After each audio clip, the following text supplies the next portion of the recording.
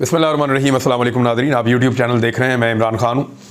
सबसे पहले तो जो ख़बर है वो इमरान खान साहब ने दोबारा लॉन्ग मार्च का आगाज़ करने का फ़ैसला किया है।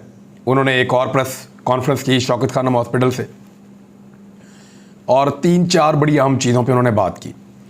मैं ये चीज़ें पहले आपके सामने रखता हूँ, फिर आपको बताता हूँ कि एक्चुअली जो चीफ़ इम्पोर्टेड है या जो सबसे बड़ा इम्पोर्टेड है, आप जानते हैं उसको डांट पड़ी है। क्यों पड़ी है मैं आपको बताता हूँ वहाँ क्या हुआ है। इमरान खान ने कहा कि मुझे यकीन है कि 3 लोगों ने मेरे कत्ल की साजिश की। ये मेरा हक है कि इन 3 अफराद के खिलाफ FIR दर्ज करवाऊँ। वैसे ये कानूनी तौर पर हक होता है कि जिसके साथ वकूआ हो वो FIR में नामजद कर सकता है किसी को भी। बाद में ये रियासत की और इदारों की जिम्मेदारी है कि वो तहकीकात करें। अगर कोई शख्स बेगुनाह है तो उसको बाहर निकालें, अगर कोई शख्स गुनाहगार है तो उसको फिक्स करें।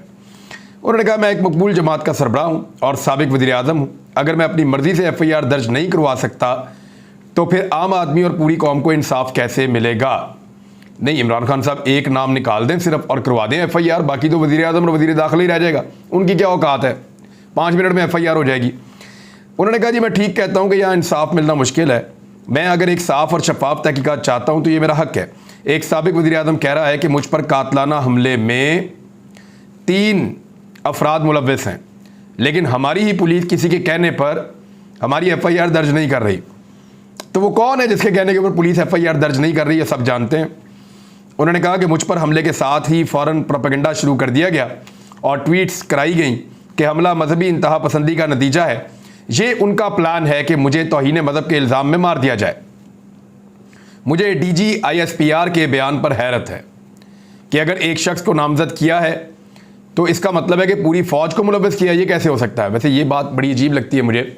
हम पुलिस के अंदर भी काली भेड़ों की निशानदेही करते हैं, बताते हैं कि ये गलत आदमी है। बाकी इदारों में भी हम करते हैं, सियासतदानों में हम काली भेड़ें ढूंढते हैं, बताते हैं ये करप्ट है, ये गलत कर रहा है। फ़ौज के अंदर जो है वो पाक फ़ौज का इदारा अपने लोगों को कोर्ट मार्शल करता है, उनके खिलाफ कार्रवाई करता है। बड़े आम ओहदों पर बैठे हुए लोगों को पाक फ़ौज ने जो है वो ओहदों से हटाया है, इंटरनली ये देखते हुए कि ये पाक फ़ौज के लिए नुकसानदेह हैं और मुल्क के लिए जो इनकी एक्टिविटीज़ हैं वो ठीक नहीं हैं, या वो जो भी उनके अपने रूल्स हैं उनके मुताबिक। तो ऐसा तो नहीं हो सकता कि किसी एक आदमी की निशानदेही कोई करे तो इससे पूरी फ़ौज के ऊपर एलिगेशन लग जाए। ये बात जो है इसके ऊपर इमरान खान साहब ने इसको उठाया है। उन्होंने कहा हमें और अरशद शरीफ की वालदा को पता है कि अरशद शरीफ को किससे जान का खतरा था। उसकी तहकीकात के लिए सुप्रीम कोर्ट का जुडिशल कमीशन बनाया जाए।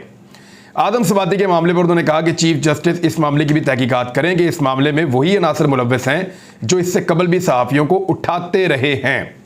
आदम सवाती की वीडियो फेक नहीं है। हम सुप्रीम कोर्ट के बाहर भेजकर एहतजाज करेंगे जिसमें सवाती के साथ हमारे तमाम सेनेटर्स भी होंगे और मेरी इंफॉर्मेशन के मुताबिक दूसरी जमातों के सेनेटर भी उनका साथ देने का सोच रहे हैं और मुतालबा करेंगे कि आदम सवाती को इंसाफ दिया जाए। इमरान खान साहब ने कहा कि मंगल वाले दिन मैं वहीं से मार्च शुरू करने जा रहा हूँ जहाँ पे गोली चली थी, जहाँ मुअज़्ज़म शहीद हुआ। सारे पाकिस्तान के लोग वहीं इसी मुकाम पर जमा होकर इस्लामाबाद की जानिब मार्च करेंगे। मैं रोज़ यहीं से खिताब करूँगा। इमरान खान साहब इस लॉन्ग मार्च का हिस्सा नहीं बन रहे, वो लाहौर से बैठकर खिताब किया करेंगे लॉन्ग मार्च में। अब पाकिस्तान तहरीक इंसाफ की जो क़यादत है और उसके जो कारकुन है उनका एक बड़ा इम्तिहान शुरू हो गया है कि क्या इमरान खान के बगैर वो लोगों को निकाल पाएंगे। क्या इमरान खान अगर लॉन्ग मार्च या कंटेनर पे मौजूद नहीं है तो क्या पब्लिक बाहर आएगी। जब तक इमरान खान साहब कंटेनर पर रहे हमने देखा कि अवाम ही अवाम साथ उनके चलती रही और रिकॉर्ड पे रिकॉर्ड बनते रहे। बहुत बड़े बड़े जलसे उन्होंने इन 5-6 दिनों में जब तक वो कंटेनर पे रहे उन्होंने किए हैं इमरान खान साहब ने। अब देखना यह है कि इमरान खान साहब की गैर मौजूदगी में क्या उनकी जमात या जमात की लीडरशिप लोगों को लेकर एक मोमेंटम बना सकती है कि अगले 10, 12, 14 दिनों में उन्होंने पहुंचना है इस्लामाबाद तक और अपना लॉन्ग मार्च जो है वो इस्लामाबाद पहुंचाना है, रावलपिंडी। फिर रावलपिंडी में इमरान खान साहब पहुंचेंगे क्योंकि 2 हफ्ते में उनको भी डॉक्टर्स ने कहा कि फिर आप इस काबिल हो जाएंगे कि आप लॉन्ग मार्च को ज्वाइन कर सकें, आप जा सकें और आप इतनी मूवमेंट कर सकेंगे। तो फिर इमरान खान साहब कह रहे हैं कि मैं खुद जाऊँगा इस्लामाबाद बाकी लोगों को लेकर। तो इमरान खान साहब ने कहा कि लोग वहीं उसी मकाम पर जमा होकर इस्लामाबाद की जानिब मार्च करें। मैं रोज़ यहीं से खिताब करूंगा। 10 से 14 दिन के अंदर मार्च रावलपिंडी पहुंचेगा। मैं वहां से मार्च को लीड करूंगा और फिर पूरे पाकिस्तान से लोग इसमें शामिल होंगे। एक तो इमरान खान साहब की जो FIR है वो दर्ज नहीं हो रही। IG ने लिख कर दे दिया कि जनाब मैं काम करने के काबिल नहीं हूँ, ज़ाती वजूहात की बिना पर तो मैं पंजाब में ये काम नहीं कर सकता। वजह यह है कि आईजी के ऊपर दबाव इतना डाला जा रहा है, अब वो एफआईआर दे ही नहीं पा रहे। एक नाम वो निकालना चाहते हैं, परवेज़ इलाही भी नहीं चाहते कि इस तरह से एफआईआर हो, तो फिर इमरान खान साहब की जो पंजाब हुकूमत है वो उनके किसी काम की नहीं है, सिवाय इसके कि पुलिस उनके लोगों को पकड़ के मार कुट नहीं रही। यानी इमरान खान साहब की अगर पंजाब में हुकूमत ना हो तो फिर पुलिस करेगी ये कि पीटीआई के लोगों के घरों में दाखिल हो जाएगी, उनको डंडे मारेगी, उनको गिरफ्तार करेगी, उनको जेलों में बंद करेगी, और वही जो 25 मई को हुआ था पुलिस वही करेगी। लेकिन अभी पुलिस पार्शली कंट्रोल हो रही है। अभी पाकिस्तान तरीके इंसाफ के लोगों को अंधाधुंध गिरफ्तार तो नहीं कर रही, मार कुटाई तो उनकी नहीं कर रही, लेकिन पुलिस बात भी नहीं मार रही और एफआईआर तो बिल्कुल पुलिस नहीं दे रही। इस वजह से इमरान खान साहब की फ्रस्ट्रेशन है। इमरान खान साहब ने खैर मकदम किया शहबाज शरीफ साहब की इस बात का कि एक कमीशन बनाया जाए या एक इंक्वायरी इसकी आज़ादाना की जाए, तो उन्होंने कहा बिल्कुल होनी चाहिए। लेकिन एक और खबर भी है मेरे पास, जो चीफ इंपोर्टेड है उसको लगातार डांट पड़ रही है। चीफ इंपोर्टेड को यह कहा जा रहा है कि तुम्हें लाने वाले हम हैं, और तुम होते कौन हो कि तुम उठ के इतनी बेंचों की बातें करो और इतनी बड़ी बड़ी बातें करो।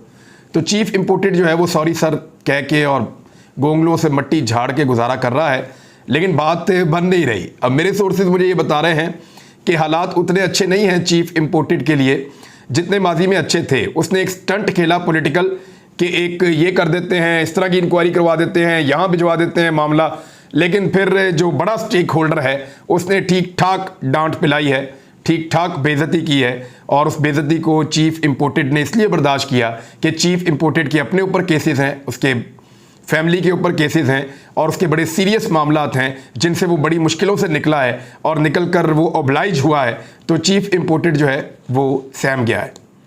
अब जो इंक्वायरी, जो चीज़ें उसने अपने मुंह से बोली थी, वो तो अब ऐसा लगता है कि नहीं होंगी तो डेडलॉक बढ़ेगा। एफआईआर दर्ज नहीं हो रही, इंक्वायरी किसी नौयत की हो नहीं रही, और आदम स्वाति वाला मामला तो गले में फंस गया है। आदम स्वाति वाले मामले में आदम स्वाति हर इदारे को हर जगह पे लिखते चले जा रहे हैं, हर चीज़ को डॉक्यूमेंट करते चले जा रहे हैं, सबसे बात करते चले जा रहे हैं। उनकी बेटी को जो वीडियो भेजी गई वो आदम स्वाति और उनकी अहलिया की निजी ज़िंदगी की एक वीडियो थी, जब वो कोयटा में गए और उन्होंने एक सरकारी रेस्ट हाउस के अंदर उन्होंने क़याम किया, जहाँ पे उनके रहने का बंदोबस्त सादिक संजरानी ने किया था, और वो एक कमरा था उसके अंदर। सुप्रीम कोर्ट ऑफ पाकिस्तान को जब इसकी शिकवा किया गया तो ज़रा सुप्रीम कोर्ट ऑफ पाकिस्तान का जवाब आप सुन लें। इस जवाब के बाद मैं आपको बताता हूँ कि एक्चुअली ये देखें ना हो क्या रहा है पाकिस्तान में। सुप्रीम कोर्ट ने आदम स्वाति के जुडिशल लॉजेस कोयटा में क़याम के दावे को मुस्तरद कर दिया। एक एलामिये में यानी एक प्रेस रिलीज जारी की है सुप्रीम कोर्ट ऑफ पाकिस्तान ने, और उसमें कहा गया कि सुप्रीम कोर्ट जुडिशल लॉजेस में सिर्फ जजेस को क़याम करने की इजाज़त है, जिसके इंतज़ामी उमूर रजिस्ट्रार सुप्रीम कोर्ट के पास हैं। एलामिये में कहा गया कि आदम स्वाति ने supreme court judicial lodges Quetta में क़याम नहीं किया, बल्कि बलूचिस्तान जुडिशल अकेडमी में क़याम किया, जो बराह रास्त सुप्रीम कोर्ट के कंट्रोल में नहीं है। वाज़ेह रहे कि गुज़िश्ता रोज़ आदम स्वाति ने यह कहा था कि उन्होंने वहाँ क़याम किया जहाँ जजेस क़याम करते हैं, और सुप्रीम कोर्ट में जजेस रेस्ट हाउस में क़याम किया था। तो उन्होंने कहा नहीं, ये जुडिशल अकेडमी का जो रेस्ट हाउस है वहाँ पे इन्होंने क़याम किया है। तो सुप्रीम कोर्ट से एक छोटा सा सवाल है कि अगर आपके बराह रास्त आपके कंट्रोल के अंदर या आपके बराह रास्त आपके इंतज़ाम के अंदर ये कमरा नहीं है, तो क्या ये कमरा पाकिस्तान के कानून की हदूद से बाहर है? क्या ये कमरा पाकिस्तान की आइनी हदूद से बाहर है? क्या इस कमरे में खुफिया कैमरे लगाने की इजाज़त होनी चाहिए? क्या इस कैमरे में मियाँ बीवी की निजी ज़िंदगी की वीडियो बनानी चाहिए? क्या उस वीडियो को उन मियाँ बीवी की बेटी को भेजा जाना चाहिए? क्या जुडिशल अकेडमी जो है उसका रेस्ट हाउस पाकिस्तान की हदूद से बाहर है? क्या वहाँ पे कानून का और आइन का इतलाक़ नहीं होता?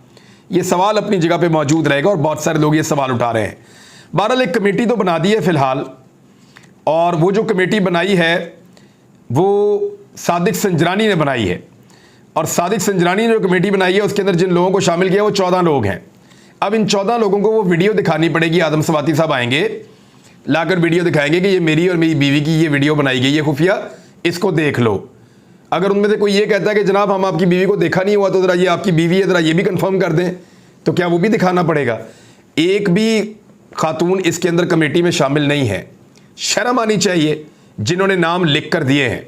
मेरी इतला के मुताबिक साजिद संजरानी साहब को ये नाम भिजवाए गए हैं और इसमें मुस्तफ़ा नवाज़ खोखर साहब का नाम जो है वो जानबूझकर शामिल नहीं किया गया या उन लोगों का नाम शामिल नहीं किया गया जो लोग प्रॉब्लम क्रिएट कर सकते थे। बहरहाल जो नाम है उनमें देख लें, आज़म नज़ीर तारड़ नून लीग, मोहसिन अजीज़, यूसुफ रज़ा गिलानी, गफ़ूर हैदरी, अनवारुल हक काकड़, फैसल सब्ज़वारी, ताहिर बजिंजो, शफीक तरीन, सेनेटर मुश्ताक, सेनेटर कासिम, मुजफ्फर शाह, हदायतुल्ला, कामल अली आगा और दिलावर खान, इन लोगों को शामिल किया गया है।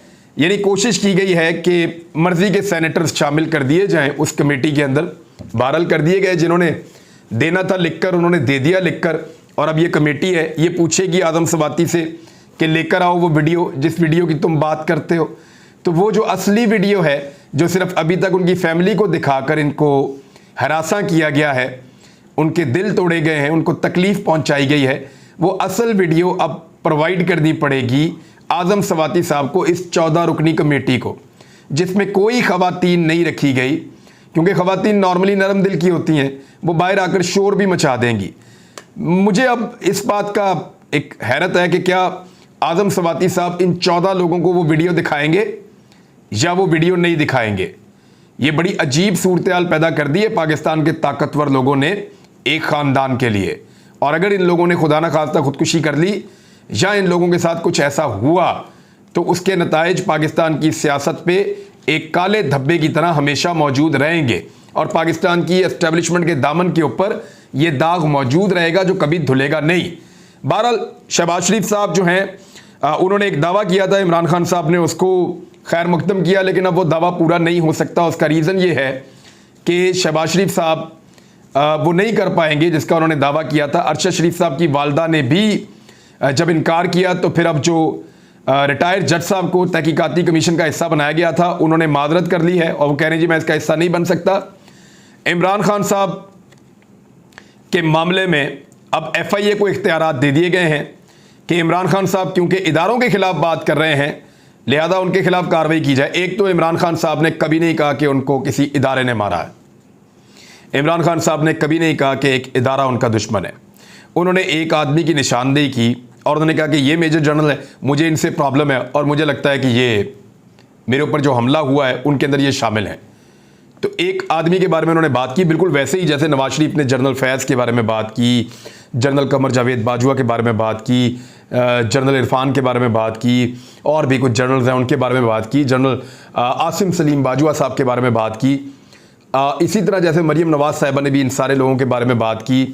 मरीम औरंगज़ेब ने ISI के बारे में बात की, जिस तरह बात करते थे हमारे मियाँ जावेद लतीफ़ साहब, जिस तरह आसिफ अली जरदारी साहब, ऐसे ही इमरान खान साहब ने एक बात की। इन सबको तो गोलियां भी नहीं मारी गई थी, इमरान खान साहब को तो गोलियां भी मारी गई हैं, उनको गोलियां लगी हैं। उसके बाद उन्होंने एक ज़ख्मी आदमी ने ये बात की है। तो इमरान खान के ऊपर FIA कार्रवाई करेगी क्योंकि इदारे में बहुत गम गुस्सा है, लेकिन नवाज शरीफ के खिलाफ नहीं करेगी, बाकी सबके खिलाफ नहीं करेगी, क्योंकि उनका नाम लेकर तनकीद करना हलाल तनकीद कहलाता है और उसके ऊपर गमो गुस्सा करना हराम कहलाता है। तो उसके ऊपर गमो गुस्सा नहीं किया जाएगा किसी की जानिब से भी। लेकिन अगर इमरान खान एक मुतालबा भी करेंगे और एक नाम लेंगे 3 या 4 नामों की जगह, तो उनके ऊपर गमो गुस्सा भी किया जाएगा और उनके ऊपर कानूनी कार्रवाई का मुतालबा भी किया जाएगा और FIA को इख्तियारात भी दिए जाएंगे। कौम अंधी नहीं है, कौम देख रही है, लोगों को पता चल रहा है, लोग अब जानते हैं कि वो कौन है जिसने इस मुल्क का ये बेड़ा गर्क करवा दिया है। पाकिस्तान की इकॉनमी आपके इन चक्रों में, इन शौक में, ये जो आपका शौक पूरा हो रहा है, इसमें पाकिस्तान की इकॉनमी डूब चुकी है, कहीं बहुत दूर रह गई है। पाकिस्तान डिफ़ॉल्ट के किनारे पर खड़ा है। पाकिस्तान के अंदर महंगाई 3 गुना बढ़ गई है, बिजली की कीमत 3 गुना, गैस की कीमत 2 गुना, पेट्रोल की कीमत 80% बढ़ गई है। पाकिस्तान की एक्सपोर्ट्स तकरीबन ख़त्म हो गई हैं। पाकिस्तान की रेमिटेंसेस कम होती चली जा रही हैं। पाकिस्तान के टैक्स कलेक्शन के अहदाफ पूरे नहीं हो रहे। पाकिस्तान की मईशत का पूरा पट्ठा बैठ गया आपके शौक के अंदर, और आपका शौक सलामत रहे। मुल्क तो आनी जानी चीज़ है, मुझे ऐसा लगता है। और इसी शौक के चक्कर में आजकल नवाज शरीफ और आसिफ अली जरदारी, वो दोनों हमारे इदारों को डिफेंड कर रहे हैं।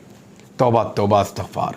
यानी ये वो लोग हैं जिन्होंने सारी ज़िंदगी इदारों के साथ जंग की है, आज वो इदारों को डिफेंड करने के लिए उनको मजबूर किया जा रहा है और वो कर रहे हैं क्योंकि डील हुई है, सौदेबाजी हुई है। कुछ सहाफ़ी बार बार ये कहते हैं कि एस्टेब्लिशमेंट ने पीडीएम को ये कहा था कि सियासत आप संभालिए, इमरान खान को हम संभाल लेंगे। तो ये कैसा संभाला है? पूरे पाकिस्तान के अंदर सबसे मकबूल लीडर बनाकर छोड़ दिया है और अब इमरान खान साहब दोबारा रावलपिंडी इस्लामाबाद आना चाहते हैं। पाकिस्तान तहरीक इंसाफ के कारकुनों का सबसे बड़ा इम्तिहान शुरू हो गया है कि वो खाली कंटेनर के साथ जिसमें इमरान खान नहीं होगा चलते हैं या नहीं चलते। अब तक के लिए इतने, अपना ख्याल रखिएगा, अपने इस चैनल का भी। अल्लाह हाफिज़।